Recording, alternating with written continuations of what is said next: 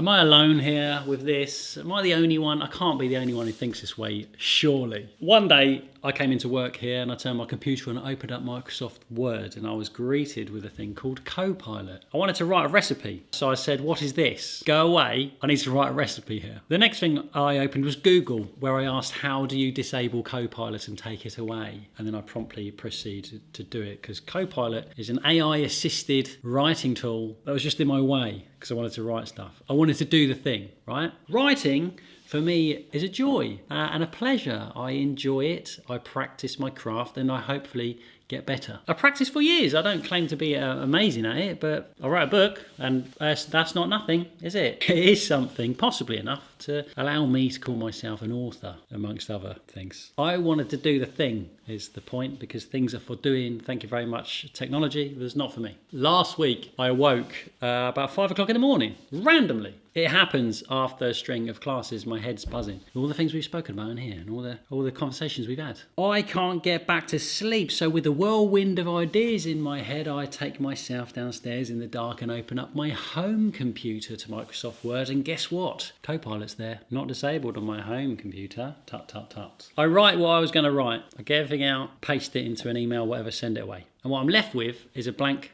Microsoft Word document with a Copilot box at the top with that blinking line in it that said, what do you want Copilot to draft? Something like this. So I get curious. I'm tempted. I do something and it terrifies me. Into that box, I write the following words. Write a YouTube video script in the style of Bake with Jack about the importance of temperature in bread dough. In about 3 seconds, this is what we get. Hey bakers, welcome back to the channel. It's Jack here from Bake with Jack. Today we're getting into something that doesn't often get attention but can make or break your bread. Temperature. If you've ever wondered why your loaves sometimes turn out a bit off, stick around. It could all be down to the temp. When have I ever said temp? That's weird. Alright, a couple of problems we have here from the get-go. It's home bakers. Hey home bakers, remember?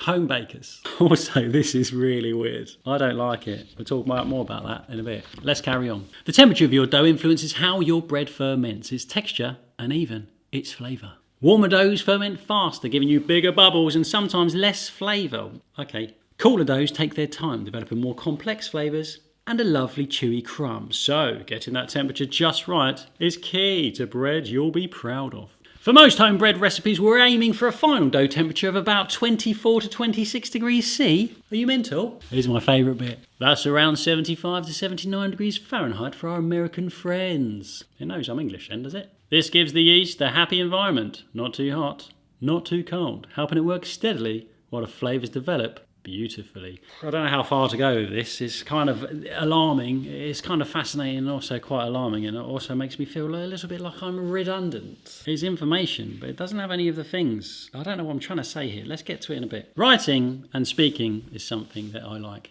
to do, and so is making bread. And people who come in class with me like to make bread too. And there's some things where we have gadgets, and it's okay if they're here to help us do the things that we want to do. For example, mixer. I like to do everything by hand. Not everybody can do everything by hand physically. And so, therefore, a mixer will help them to mix up their dough and get it out and do what they want with it. The further end of the scale is our bread machine that makes the bread while you're sleeping. You put it in, it does the thing, and you are responsible for about 1% of the doing, right? The doing of the thing is now missing. It's been done by something else. Yeah, you still got a bread loaf, and it's better than what you buy, probably because you know what you put in it, but you didn't do the doing. There's no value to be drawn out of the doing of the doing. You just got the thing to eat, and it's there, but it doesn't have the love that we would place upon it, that we would imbue it with every action and motion and heart and soul. The way this stuff seems forced upon me. I don't want this stuff there. I don't want AI writing stuff for me. Is that okay? Am I being naive? Am I being daft? I don't want it there, and my computer seems intent upon making me feel like I should be using it. Oh, we could do this for you better and quicker and easier. Easy, easy, easy. Make it easy, man. Make it easy. Why make everything easy all the time? If something else can do what I do without me actually doing it, then why do I do what I do, and what is the point of me? Am I now a redundant thing rattling around the planet with no use or reason for its existence, when in 3 seconds flat something else can do it for me. I want to carry on. I'll read a little bit more. We'll summarise at the end, and I'll talk about why I feel like this was worth sharing to everyone. Room temperature. If your kitchen's chilly in winter, your dough may be colder or rise slower. Warm summer kitchen, dough could over ferment if you're not careful.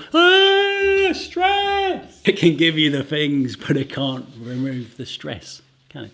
Flour, water, even your mixing bowl, they all impact the final dough temp. In professional bakeries, we often use a thermometer and adjust the water temp to hit our target. I'm not a professional baker. Okay, never concern myself with hitting a target water temperature. Room temperature's cool, it's absolutely fine. Kneading. All that action adds warmth. The more vigorous you are, the warmer your dough gets, so factor this in if you're using a mixer or doing some serious hand kneading. Who does that? I'm going to start my dough off at 19 degrees, so that when I'm done kneading it, it will then be of 24 to 26 or whatever it said it should be in there, and if it's not, well, what do we do now? Throw it in the bin, start again? No, because it doesn't matter, come on. And this bit sounds like me. This is a bit of trial and error, but as you bake more, you'll get a better feel for it. And don't stress.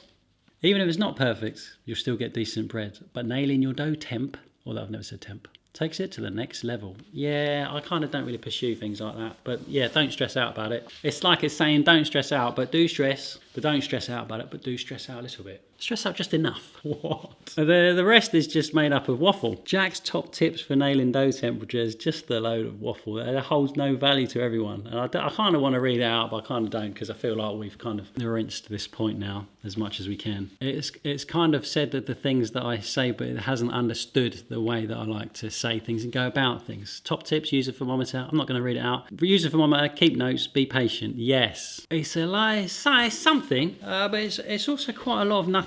Look at me, I made a video about making a video. Amazing. What if there's value in the making of the video? I'm pointless now. I'm just going to hang up my apron and do one again.